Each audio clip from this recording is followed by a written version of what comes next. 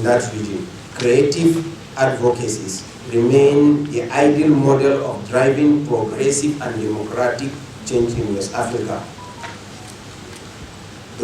On the West African youth and privilege challenges, the somber realities of our region challenges extend far beyond the realm of geopolitics and institutional matters.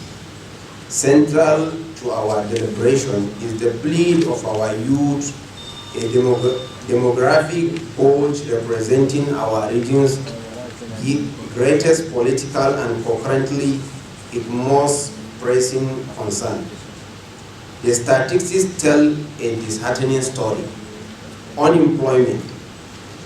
The specter of unemployment looms large over the aspirations and dreams of our youth. Youth unemployment rates have reached staggering proportions, condemning countless young West Africans to a life devoid for opportunity and hope. We must confront this scourge with urgency and imagination, seeking not just to create jobs, but to foster an environment conducive to entrepreneurship, innovation, and economic growth. On the insecurity, the corrosive effect of insecurity are keenly felt across our region. Armed conflict, insurgency, and transnational criminal network threaten not only the lives and livelihood of our people, but also the very fabric of our societies.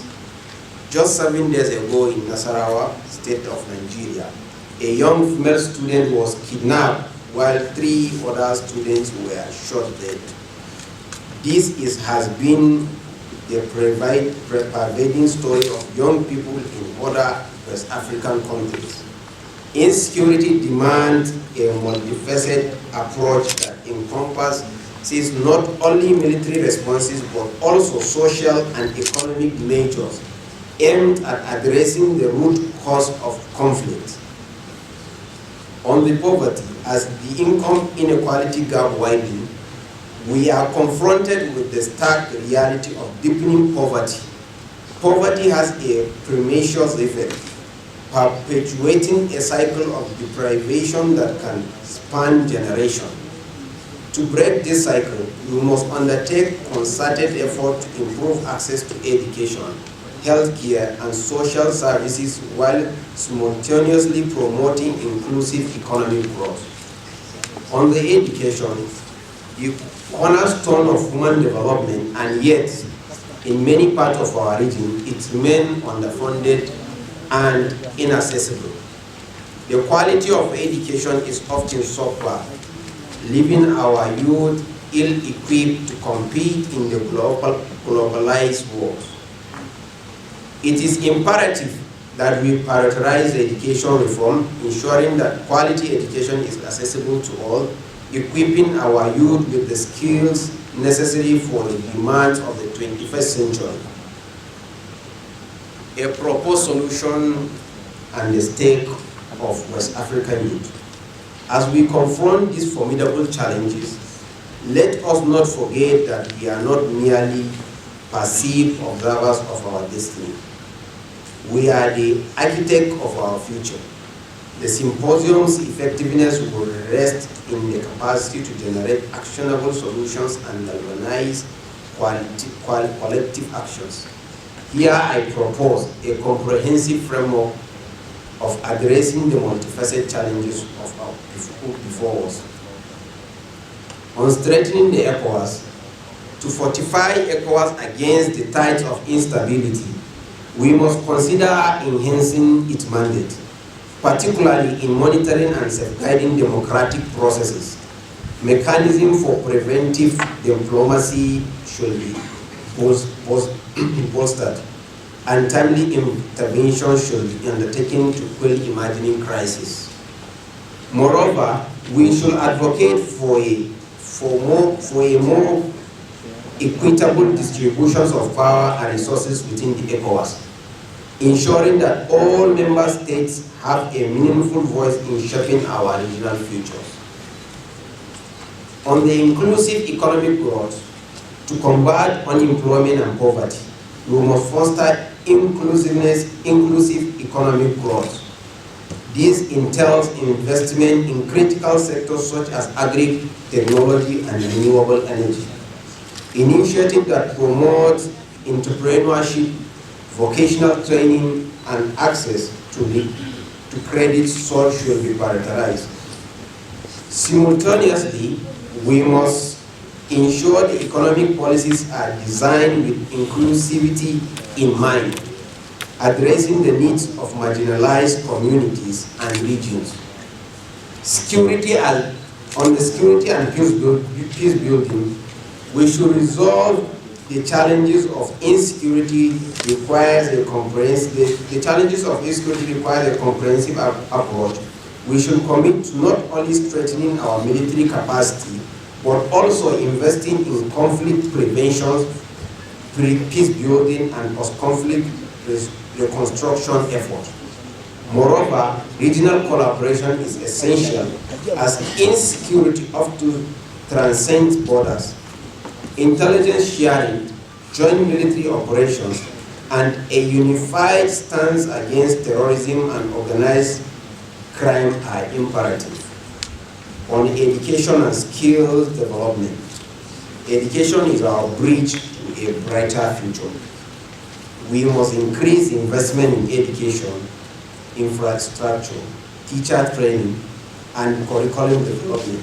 Additionally, we should harness the potential of digital technology to expand access to quality education, particularly in remote and undeserved areas. On-skill programs should be aligned with the needs of our evolving job market, ensuring that our youth are well equipped for gainful employment and entrepreneurship. On youth engagement and empowerment, the stake of West African youth is to shape our destiny cannot be overstated. Our youth must be actively engaged in the policy-making processes. Their voice heard and valued. Platforms for youth participation in governance and decision-making should be established and strengthened.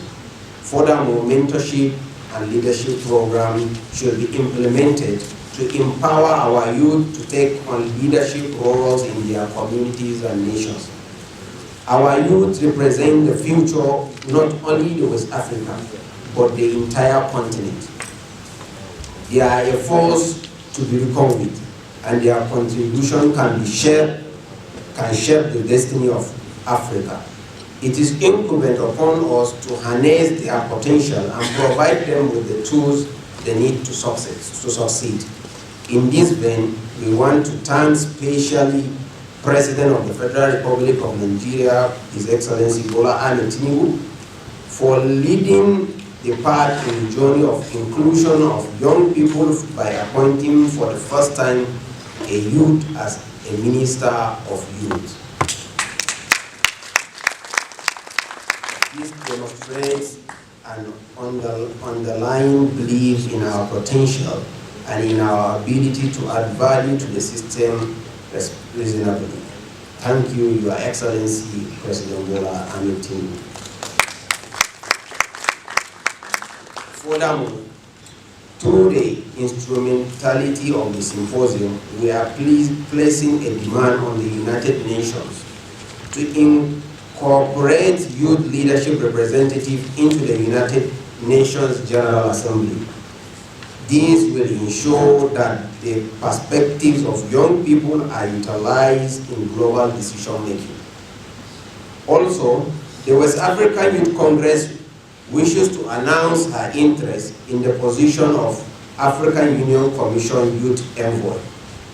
We have individuals who are not just eminently qualified for the position, but are themselves in tune with the demands and yearning of the West African youth population. Top on the list of the individual is myself, Ambassador Mohammed Ahmed Marafa, the Secretary General and Head of Mission of the West African Youth Congress. This is our next line of action toward the task of effectively representing the West African youth. In conclusion, ladies and gentlemen, this symposium marks a pivotal moment in our regional history. It signifies our unwavering commitment to surmounting the challenges that beset us and crafting a brighter future for West Africa. In the comprehensive address, we have traversed the intricate landscape of our region's challenges for the fragile state of ECOWAS to the daunting trade of youth in unemployment, insecurity, and poverty. We have laid out a comprehensive framework for solutions, emphasizing the pivotal role of our youth in shaping our shared destiny. However, solutions, no matter how well conceived, are both words on paper without the dedication and concerted effort of all stakeholders. It is incumbent upon each of us, from government officials to civil society leaders, from educators to entrepreneurs, to embrace our collective responsibility. We must transcend political divisions, rise above individual interests, and unite in our resolve to effect lasting change. Let this symposium serve as a catalyst for action, a crucible in which ideas are forged into policies, and a forum where alliances are cemented. The path ahead is arduous, but it is not insurmountable. Our region's history is replete with stories of resilience and triumph over adversity. As we work collectively to realize the Vision ECOWAS Goal 2050, let us be inspired by these stories